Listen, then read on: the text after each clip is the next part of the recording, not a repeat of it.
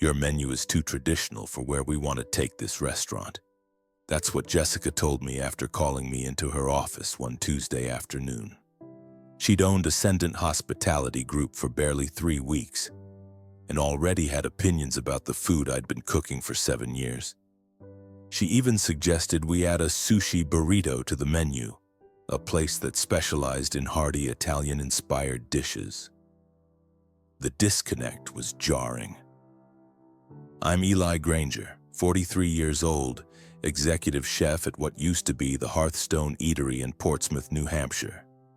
I'd built this place from a quiet neighborhood spot known for its generic pub fare into one of the most respected restaurants on the East Coast. Not with flashy techniques or molecular gastronomy, but with food that reminded people of something real.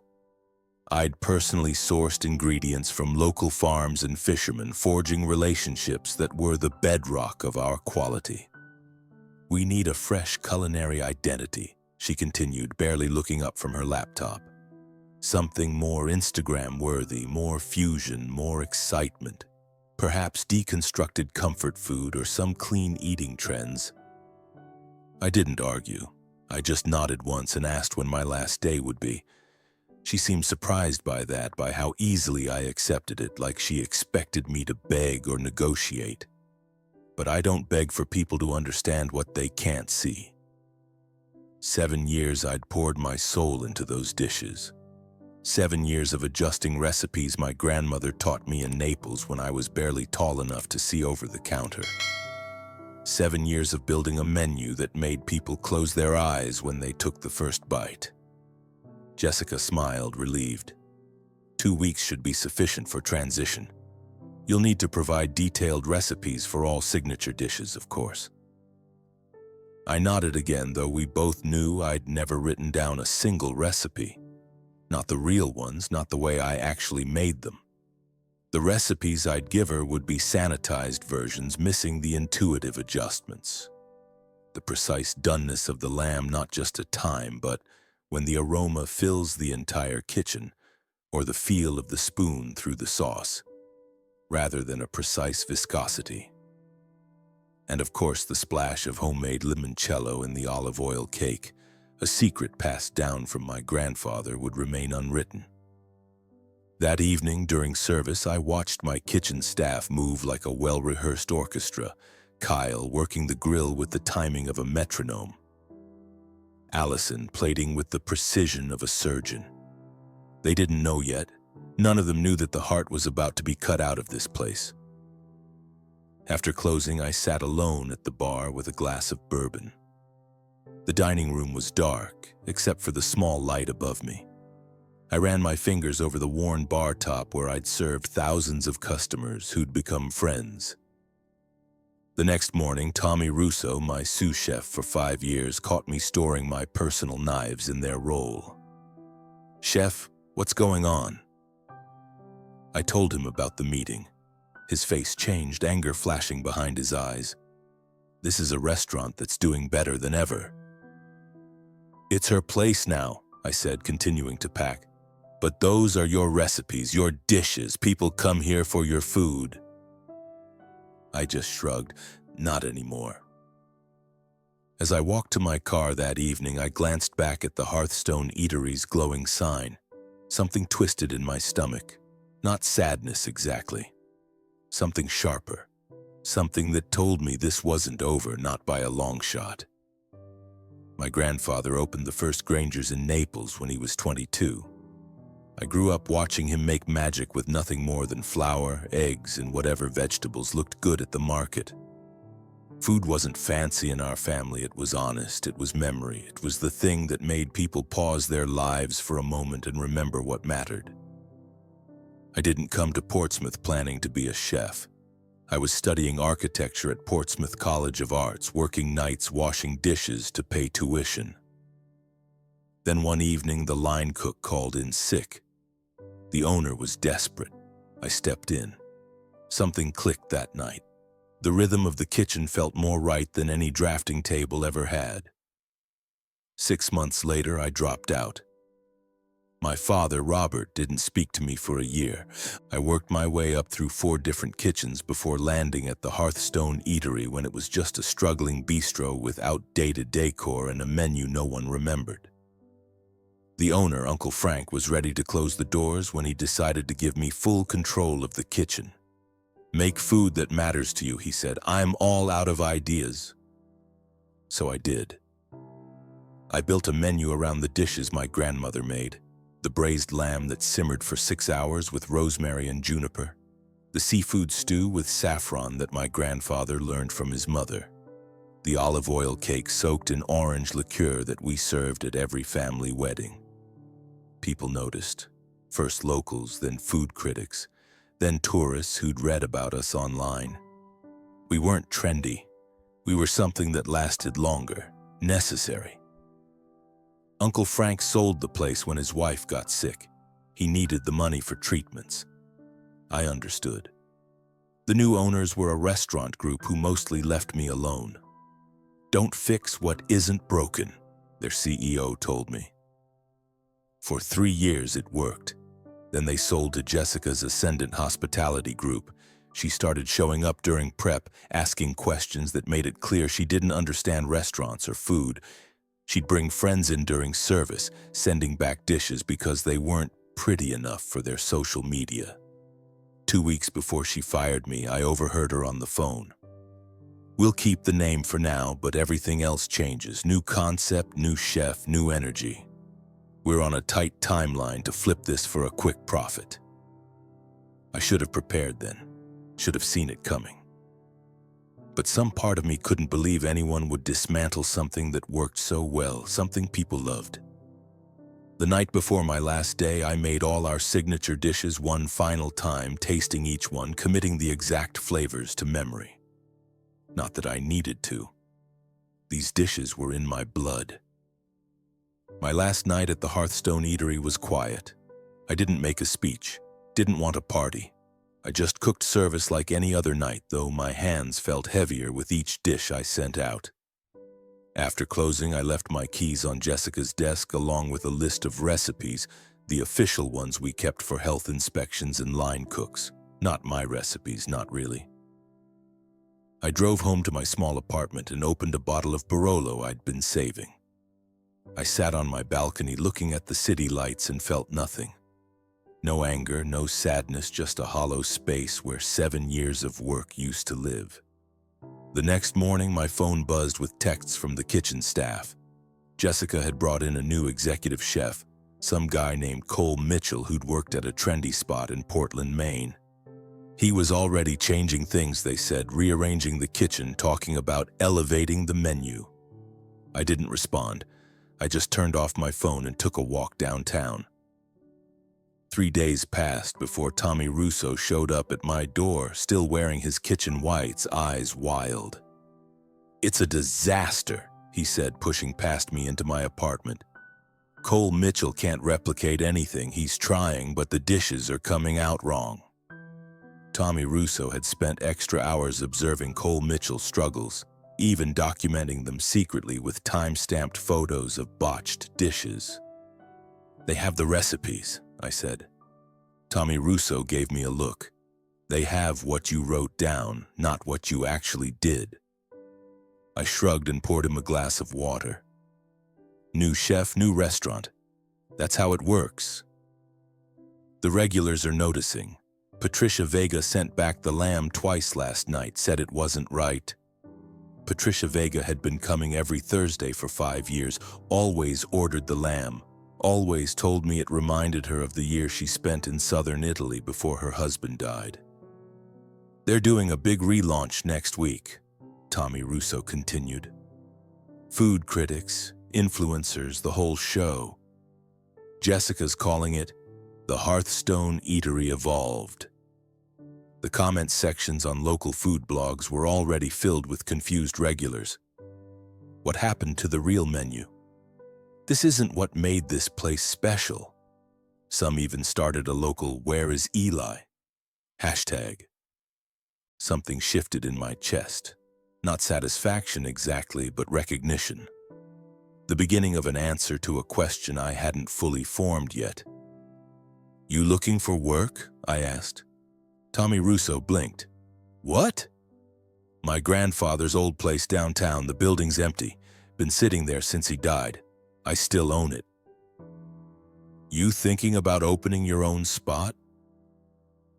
I hadn't been, not consciously, but saying it out loud made something clear.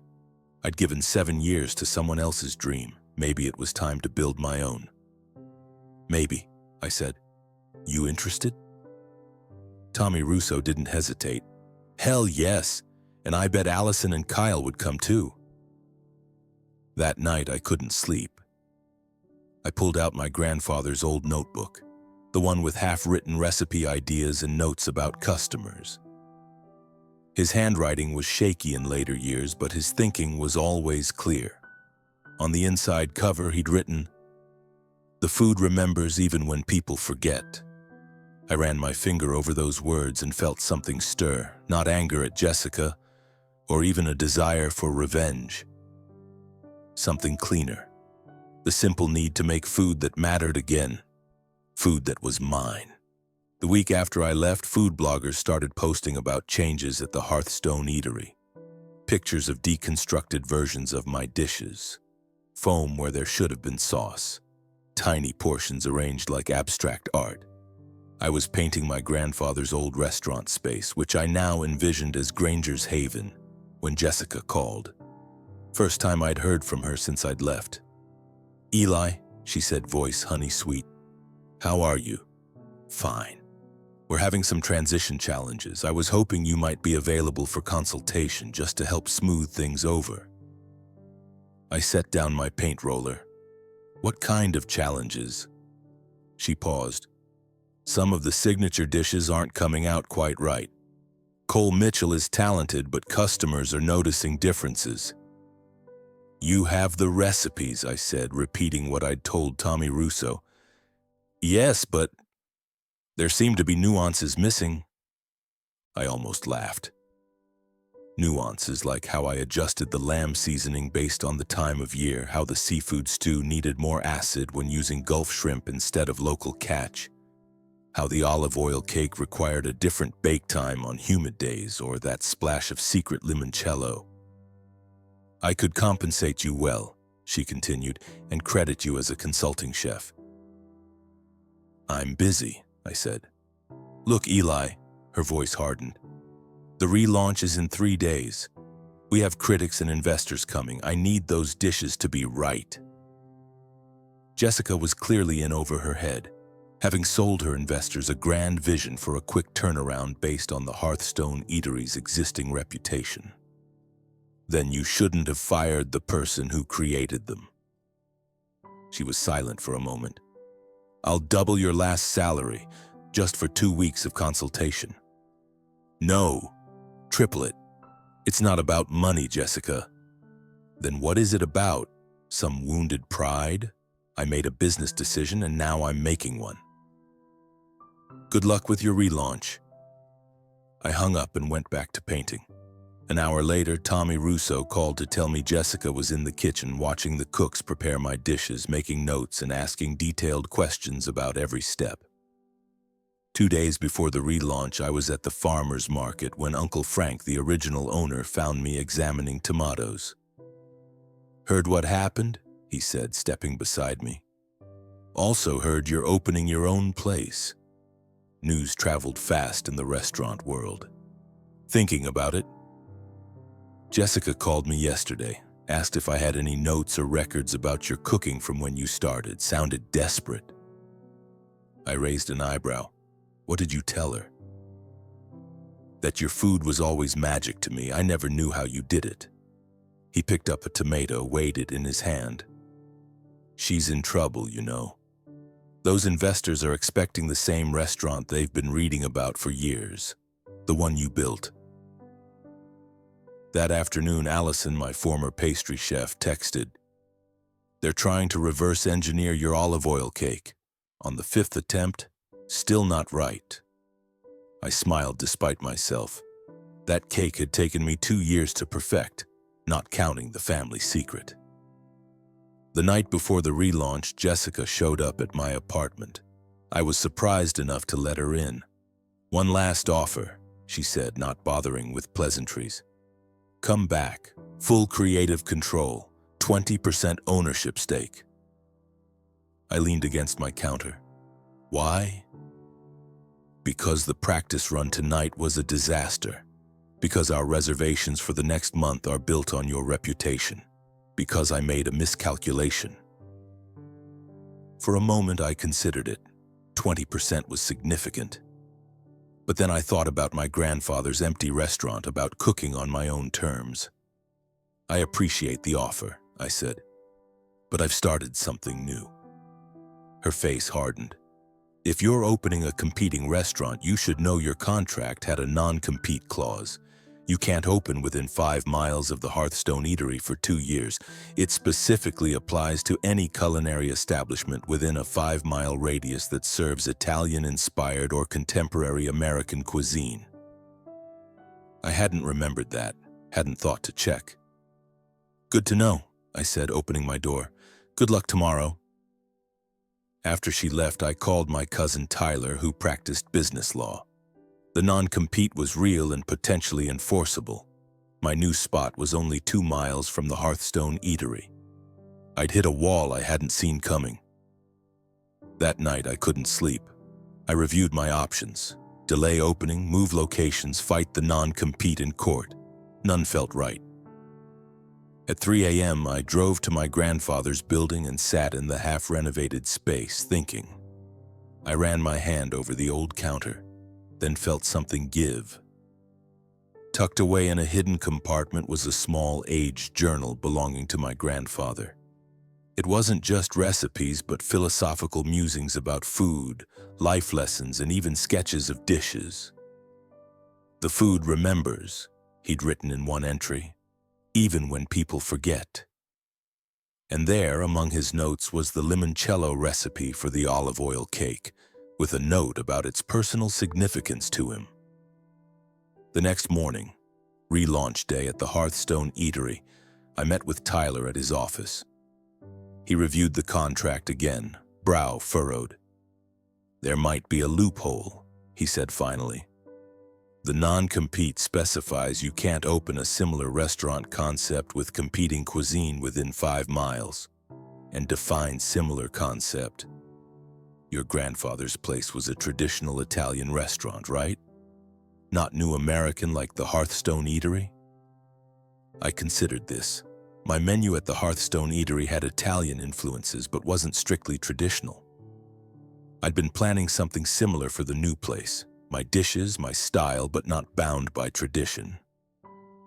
"What if I went old school?" I said slowly. "Completely traditional. My grandfather's exact recipes. Red checkered tablecloths, Chianti bottles with candles." Tyler nodded. "Different enough concept that we could argue it doesn't compete directly. Risky, but possible." I thanked him and left, mind racing. I'd been so focused on recreating what I'd built at the Hearthstone Eatery that I hadn't considered going back to my roots, to the food that had started everything. On my way home, I got a text from Kyle, who was still working at the Hearthstone Eatery. "Critics are here. Food's not right. Cole Mitchell's panicking." I didn't respond. Wasn't my problem anymore. That evening, Tommy Russo, Allison, and Kyle came over after their shift, faces grim. "It was a bloodbath," Tommy Russo said, accepting the beer I offered. "None of the signature dishes worked. The lamb was tough, the stew was bland, and the cake was dense as a brick." "Jessica kept making excuses," Allison added, "blaming ingredient suppliers, kitchen equipment, everything but the obvious." "Which is?" I asked.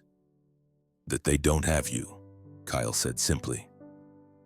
We talked into the night about what had happened, how Cole Mitchell had tried to follow my written recipes but missed all the unwritten steps, how the critics had been visibly disappointed, how Jessica had disappeared into her office halfway through service. "There's more," Tommy Russo said, lowering his voice, though we were alone in my apartment. I overheard Jessica on the phone with someone, an investor, I think. Turns out she leveraged everything to buy the Hearthstone Eatery, expected to flip it for a quick profit based on its reputation. Which was built on your food, I said. He nodded. She's in trouble. Allison said, without good reviews from this relaunch, she might lose backing. I should have felt satisfaction. Instead, I felt a strange sense of clarity. This had never been about my cooking. It had been about money, about using what I'd built to turn a profit. I'm opening my grandfather's place, I said, going back to traditional Italian, his recipes, his way. What about the non-compete? Tommy Russo asked. I explained Tyler's thinking. Different concept, different target, and honestly, if she wants to fight me on it, let her try. Her restaurant's about to have bigger problems. The next morning, the first reviews appeared online. They were as brutal as expected. A pale imitation of its former self. All style, no substance.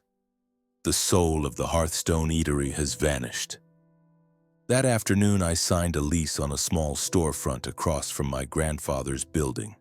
A place for a simple cafe. A place where I could cook while renovations continued on the main restaurant. I named it the Rustic Spoon. No concept, no gimmicks, just food that mattered. On a hunch, I drove past the Hearthstone Eatery that night. The parking lot was half empty.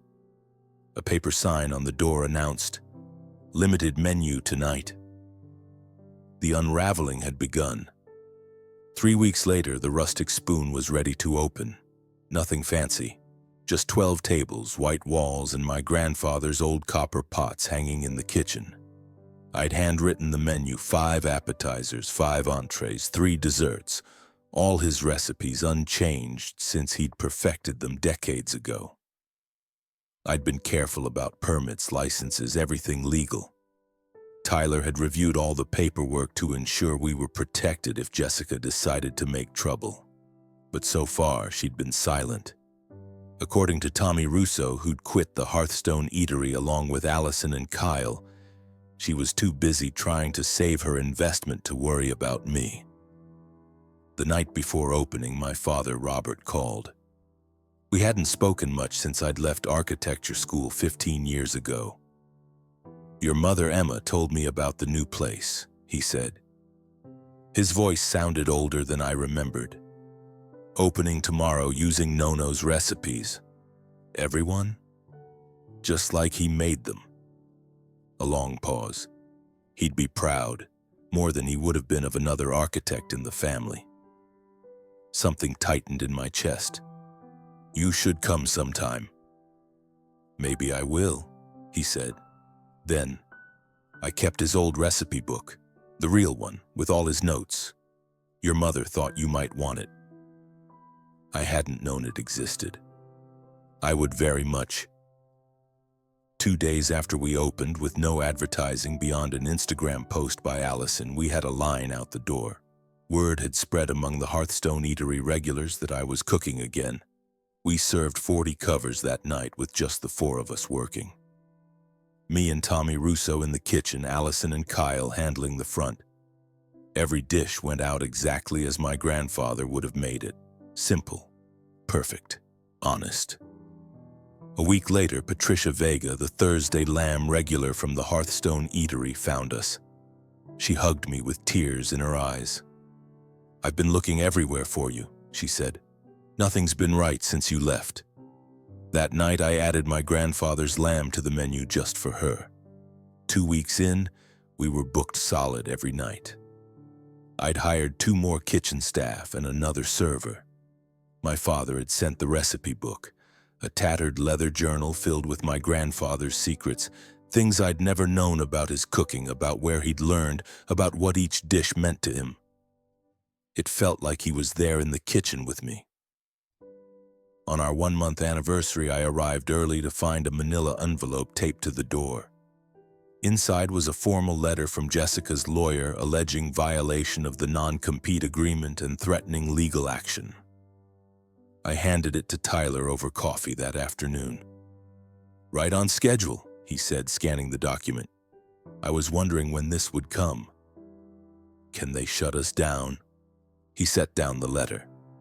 They can try, but I've been building our case since we talked. I have documented evidence that the Rustic Spoon is a traditional Italian restaurant based on your family recipes, completely different from the new American cuisine at the Hearthstone Eatery.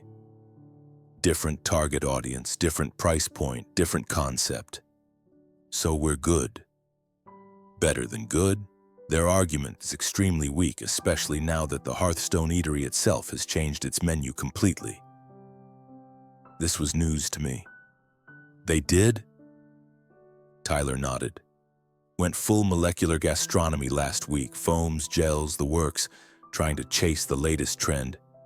They've essentially admitted through their actions that they're not the same restaurant you worked at. I smiled. Perfect timing. That evening, as I was prepping for service, a food critic from the Portsmouth Ledger walked in. The same one who'd written a scathing review of the Hearthstone Eatery's relaunch. He didn't know I recognized him. I just cooked, sent out food that would have made my grandfather proud. The next morning, his review appeared. The heart of the Hearthstone Eatery didn't vanish. It just moved across town and found its true home. By noon, our reservation list was full for the next 3 months. 6 months after opening the Rustic Spoon, I received a call from Uncle Frank, the original owner of the Hearthstone Eatery. Have you seen it? He asked without preamble. Seen what? The Hearthstone Eatery's for sale. Jessica's cutting her losses. I hadn't known, hadn't really thought about the Hearthstone Eatery in months. I'd been too busy running my own place, expanding the menu, training staff. Asking price is half what she paid, Uncle Frank continued. She's desperate for a quick sale. Not my problem, I said, though something stirred in me. Not quite satisfaction, but a sense of things coming full circle. That afternoon, Tyler called. Jessica's dropping the lawsuit. Seems she has bigger problems like selling a failing restaurant. Exactly. Want to know the best part? Her investors are suing her for misrepresentation, claiming she sold them on the reputation of a restaurant that no longer exists. I thought about that as I prepped for dinner service, about the shortcuts Jessica had tried to take, about how she'd seen only the surface of what made the Hearthstone Eatery special, never understanding the foundation it was built upon. 3 days later, a black town car pulled up outside the Rustic Spoon during lunch service. Jessica stepped out, straightened her jacket, and walked inside. The dining room fell silent as regulars recognized her. I watched from the kitchen pass as she scanned the packed restaurant, taking in the simple decor, the happy diners, the staff moving with practiced precision. Then she saw me. Our eyes met across the room. I expected anger, resentment. Instead, I saw something like resignation, maybe even respect. She gave a small nod, turned and walked out. I never saw her again. The following week, the Hearthstone Eatery closed its doors permanently. The building remained empty for months, a quiet monument to ambition without understanding. I didn't celebrate, didn't need to. The food had spoken for itself. 1 year after opening the Rustic Spoon, we expanded into my grandfather's original building next door. The renovation was complete, his old copper pot still hanging in the new, larger kitchen. We kept the cafe as a lunch spot and opened the main restaurant, Granger's Haven, for dinner service. On opening night, I stood in the kitchen doorway, watching the dining room fill. Families, couples, regulars who'd followed me from the Hearthstone Eatery. New faces drawn by word of mouth. Tommy Russo nudged my shoulder. You going to stand there all night, or are we cooking? I smiled and returned to the line. Halfway through service, Allison appeared in the kitchen. There's someone here to see you in the dining room. At a corner table sat my father, Robert. He stood when he saw me, extending his hand formally. I ignored it and hugged him instead. The place looks good, he said, glancing around. Just like Nono had it, I admitted, with a few updates. But the heart's the same. We talked through his meal, the first real conversation we'd had in years, about my grandfather, about food, about what it meant to build something that lasted. As he was leaving, he pressed something into my hand, a key to the vineyard in Campania. Nono left it to me, he explained, but it should be yours. Maybe someday you'll make wine as good as your food. It was his dream to pair his own wine with his food, a dream he never got to fulfill. That night, after everyone had gone, I sat alone at the bar with a glass of my grandfather's favorite Amaro. The dining room was dark except for the small light above me. On the wall hung a framed copy of that Portsmouth Ledger Review. The heart of the Hearthstone Eatery didn't vanish. It just moved across town and found its true home. I'd never set out to destroy what Jessica built. I'd only wanted to create something authentic, something true. In the end, that had been enough. Sometimes the best revenge isn't revenge at all. It's simply doing what you were meant to do and doing it well. I raised my glass to my grandfather's memory and to the empty chairs that would fill again tomorrow. This place wasn't just a restaurant, it was home. Sometimes I still wonder, did Jessica, with her spreadsheets and buzzwords, ever truly grasp the taste of a dish I crafted from generations of love? And the Hearthstone Eatery, after all the heart I poured into it, was its ending really just a business decision? I'd love to hear what you think.